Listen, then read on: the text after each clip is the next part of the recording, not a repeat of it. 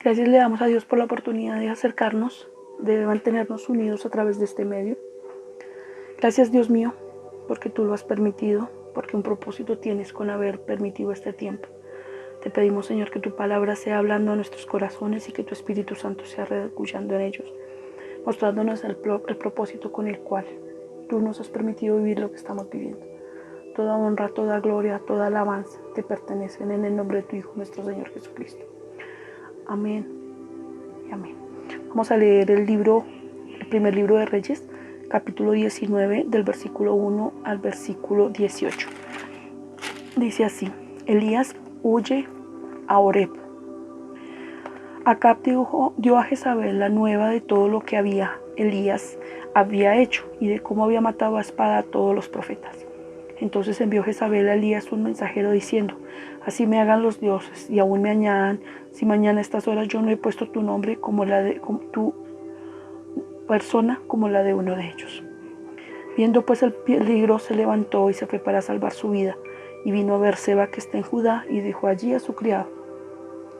Y él se fue por el desierto un día de camino, y vino y se sentó debajo de un enebro, deseando morirse. Dijo: basta ya, oh Jehová, quítame la vida, pues no soy yo mejor que mis padres.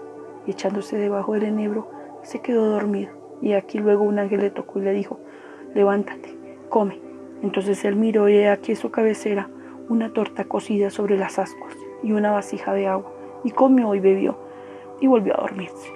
Y volviendo el ángel de Jehová la segunda vez lo tocó diciendo: levántate y come, porque el largo camino te resta. Se levantó pues y comió y bebió, y fortalecido con aquella comida caminó 40 días y 40 noches hasta Horeb, el monte de Dios. Y allí se metió en una cueva donde pasó la noche, y vino a él palabra de Jehová, el cual le dijo: ¿qué haces aquí, Elías? Y él le respondió: he sentido un vivo celo por Jehová, Dios de los ejércitos, porque los hijos de Israel han dejado tu pacto, han derribado tus altares y han matado a espada a los profetas, y solo yo he quedado y me buscan para quitarme la vida. Él le dijo: sal fuera y ponte en el monte delante de Jehová. Y aquí Jehová que pasaba, y un grande y poderoso viento que rompía los montes y quebraba las peñas delante de Jehová, pero Jehová no estaba en el viento. Tras el viento un terremoto, pero Jehová no estaba en el terremoto. Y tras el terremoto un fuego, pero Jehová no estaba en el fuego. Y tras el fuego un silbo apacible y delicado. Y cuando lo oyó Elías, cubrió su rostro con su manto y salió y se puso a la puerta de la cueva. Y aquí vino a él una voz diciendo: ¿qué haces aquí, Elías?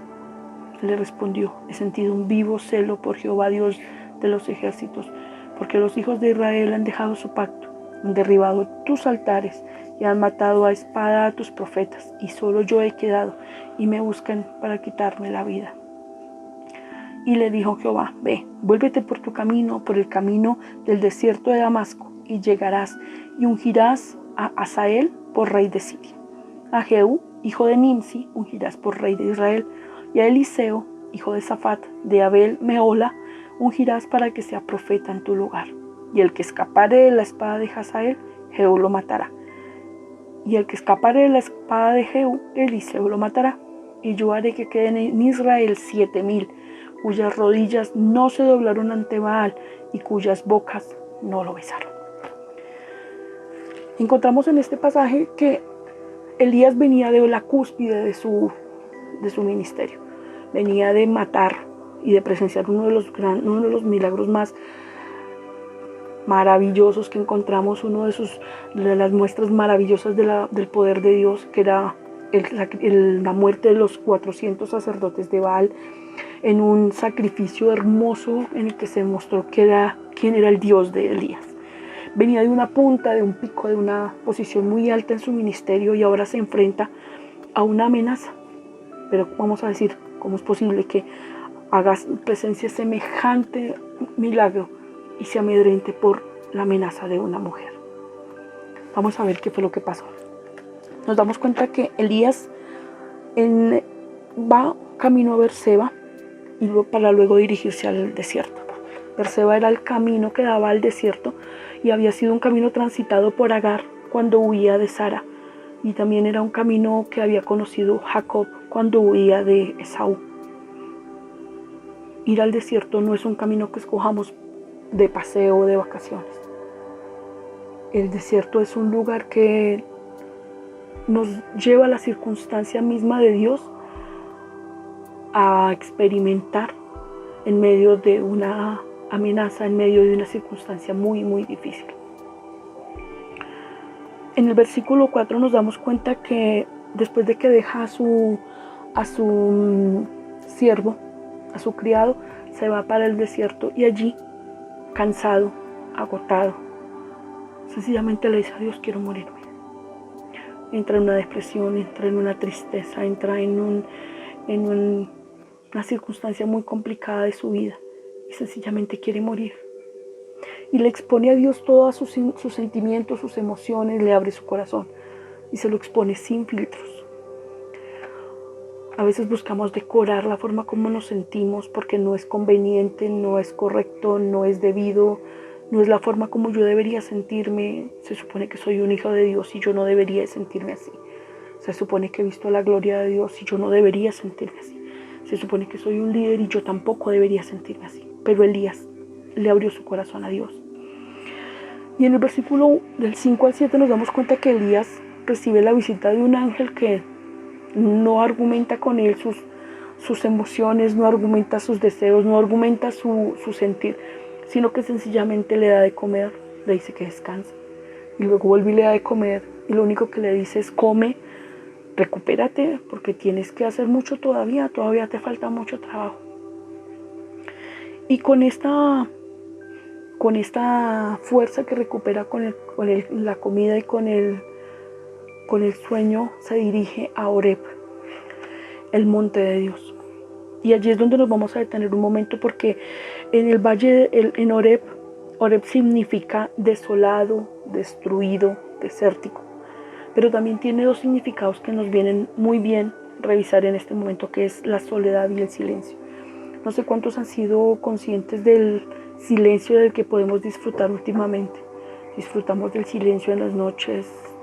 Hay muchísimos menos carros, muchísimas menos personas. El cielo es mucho más limpio, las estrellas, se ven mucho más las estrellas en el cielo. Ese silencio en el que Dios puede expresarse aún más.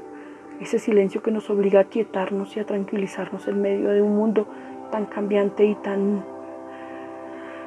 agitado como el que vivimos. Y allí en este monte lo primero que le dice Dios a Elías es: ¿qué haces aquí? Y Elías le expone su causa. Le dice: mira, Señor, ha pasado esto, ha pasado esto, ha pasado esto. Y no porque Dios no sepa cómo nos encontramos, no porque Dios no sepa que esta circunstancia de la cuarentena puede ser bastante estresante para algunos. No porque Dios no sepa que hay algunos que están preocupados porque no saben qué va a pasar después de la cuarentena. Otros no saben qué va a ser de sus trabajos, qué va a ser de su vida normal. No saben qué va a ocurrir, no saben cómo proveer o no saben cómo vamos a manejar esta circunstancia. De hecho, nadie lo sabe, solo Dios. Así que Elías le expone todo esto.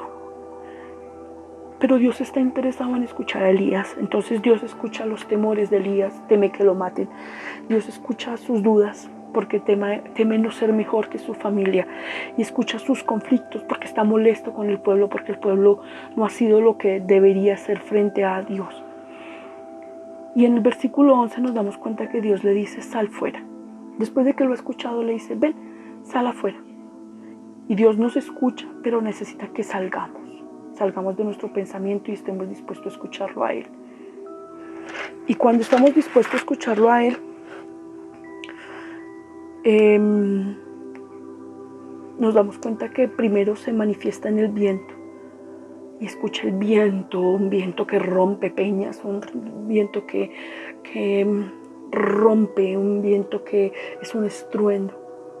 Pero Elías conocía a Dios y se dio cuenta que Dios no estaba en ese viento. Luego viene un terremoto. Entonces el terremoto hace agitar la tierra. Y entonces dice la palabra que aunque se traspasen los montes al corazón del mar. Pero Elías sabía que Dios no estaba ahí. Y luego hay fuego. Y el fuego consume, el fuego agita, el fuego calienta. Pero Elías también sabía que Dios no estaba ahí. Todas estas manifestaciones las conocía Elías. y había conocido que Dios se podía manifestar a través de estas circunstancias. Pero Elías sabía que aunque esas circunstancias las había conocido de parte de Dios, en esta oportunidad Dios no estaba ahí.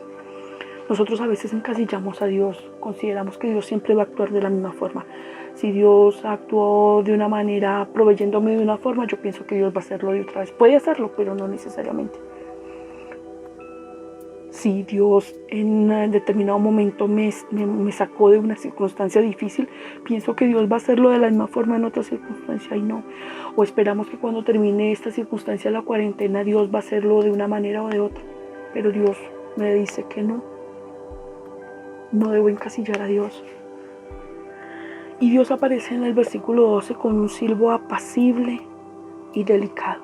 Esto sorprende a Elías, porque no se lo esperaba. Y entonces Elías sabe que en ese silbo apacible y delicado Dios sí estaba, y por eso se cubre la cara. Cuando Dios se nos manifiesta, nos cubrimos la cara porque eso nos llena de vergüenza. Nos llena de vergüenza saber quiénes somos, cómo nos hemos comportado, cuáles han sido todas las emociones de nuestro corazón y los pensamientos. Y Él se tapa. Y Dios vuelve a preguntarle: Elías, ¿qué haces aquí? Y Elías le expone su causa una vez más. A partir del versículo 15 al 18, Dios le dice todo lo que debe hacer Elías. Dios no trata de convencer a Elías de que Elías esté equivocado. Dios no trata de convencer a Elías de que no es correcto que un profeta de Dios se comporte de esa forma. No, sencillamente Dios le dice: mira, Elías, hay que hacer esto, hay que hacer esto, hay que hacer esto. Así es Dios. Dios no contiende con nosotros. Dios no defiende su causa delante de nosotros. Sencillamente la expone. ¿Y por qué hace Dios esto? Yo quiero que nos detengamos un momento acá. Elías se sintió amenazado por una mujer, y puedo pensar que la misma circunstancia que se sintió Elías, tal vez se sintió Job. Si nosotros nos damos cuenta, en Job 3:25 nos dice que Job lo que había temido, eso fue lo que le sobrevino. Job estaba muy bien, tenía muy buen dinero, tenía unos hijos buenos, o sea, no dice que fueran malos hijos, dice era un hombre próspero, era un hombre que gozaba de un excelente testimonio delante de los ojos de Dios y delante de los hombres. Estaba en la cúspide de su vida, y en esta misma cúspide de su vida sobreviene la circunstancia de la pérdida de sus hijos, la pérdida de todo su dinero, de toda su prosperidad, y adiciona la lepra. Tal vez Elías temía eso y por eso le sobrevino. Tal vez ninguno de nosotros haya podido enfrentar los temores que tiene cada uno. Los papás, los que trabajamos, los que no sabemos qué ocurra mañana. Tenemos miedo de cómo quede la economía. Tenemos miedo de lo diferente que puede hacer, de cómo nos impacte. Tenemos miedo de lo que no conocemos. Tenemos miedo de enfermarnos y de que los nuestros se puedan enfermar. Lo que tememos, eso podría venirnos, pero no por eso Dios ha dejado de estar con nosotros. Cuando Dios le indica a Elías todo lo que falta por hacer, el mensaje que para mí es claro en este momento es que el que está a cargo es Dios, no yo. Yo solamente soy un instrumento. No me interesa ni cómo, ni cuándo, ni cómo, ni dónde, ni de qué forma, ni con qué método, ni con qué circunstancia, ni cuánto se va a tardar. Dios es quien está a cargo, no yo. No soy yo la responsable de lo que ocurre, es Dios. No soy yo quien toma las decisiones macros sobre la economía, no. Yo de lo que debo ocuparme es de tomar las decisiones que a mí me corresponden de la mejor forma, conforme el temor y el temblor que me debe dar su palabra. Pero no soy yo la persona responsable de lo que está ocurriendo. La obra no es mía.